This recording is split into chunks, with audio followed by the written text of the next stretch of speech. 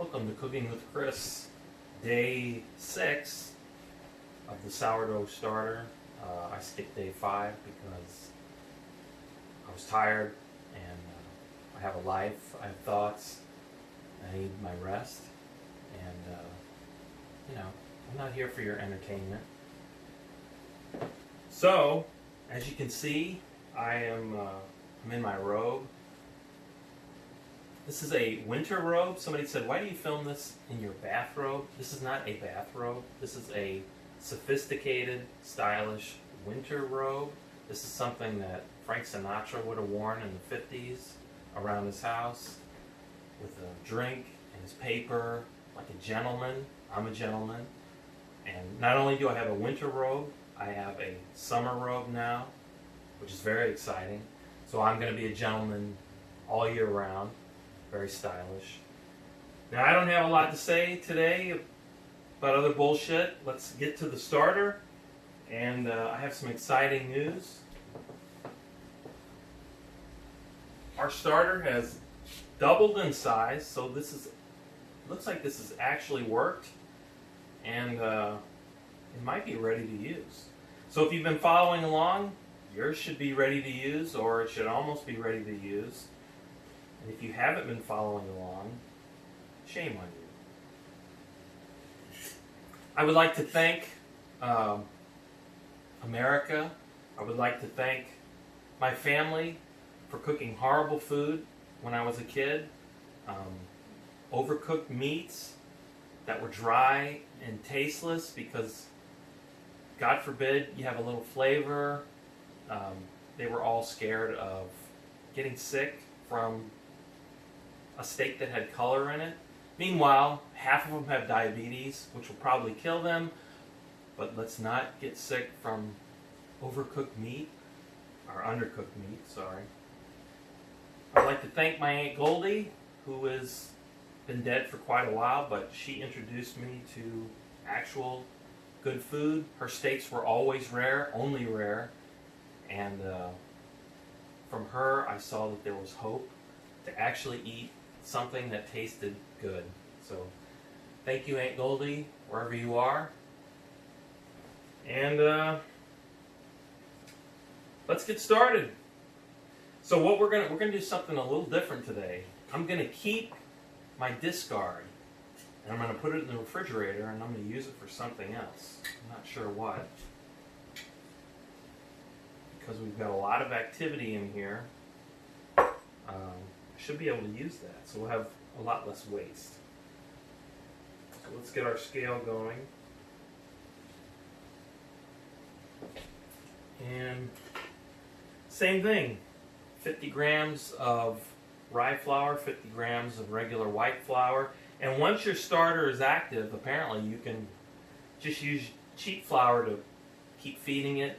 You can also put it in the refrigerator and let it sit for like a week and then take it out and feed it, and then it'll slowly kind of come back to life if you're not using it. And hopefully we'll get to all that stuff later on. This is all new to me, so let's put our flour in here. And then our 125 grams of water, and this is how much of a moron I am. This actually says 125, so I would measure it out, but I could have just filled it to that line. But see, if I'm a moron, I know most of you are morons too. You can do this. So let's put the water in here.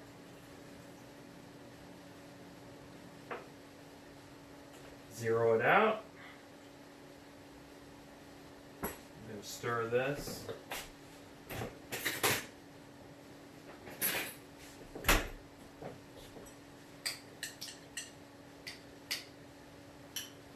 This thing is really bubbly, and it actually smells like unbaked bread, so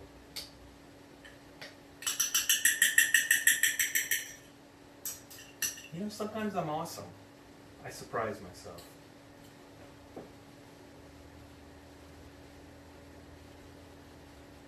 So let's pour in our 75 grams.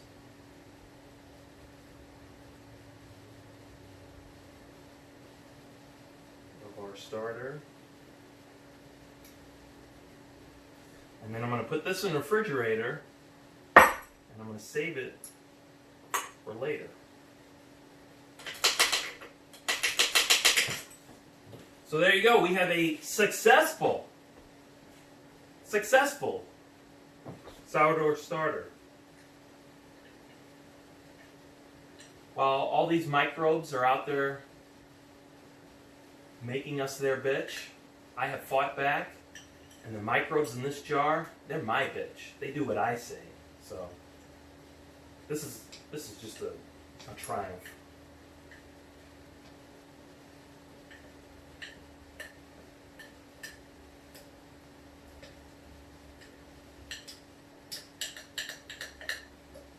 And what I did is, to kind of help it along, to keep it, because it's cool in here, I took my Instant Pot and I put it on the yogurt setting, and I filled it with about that much water on the bottom, put a trivet on top of that so that the bottom of the jar is not in the water, put the jar in there, and I wrapped a towel kind of around it but left it a little open, and that seemed to keep it at a nice temperature of around 85 degrees, and I think that helped it to activate all the bacteria and the yeast in there.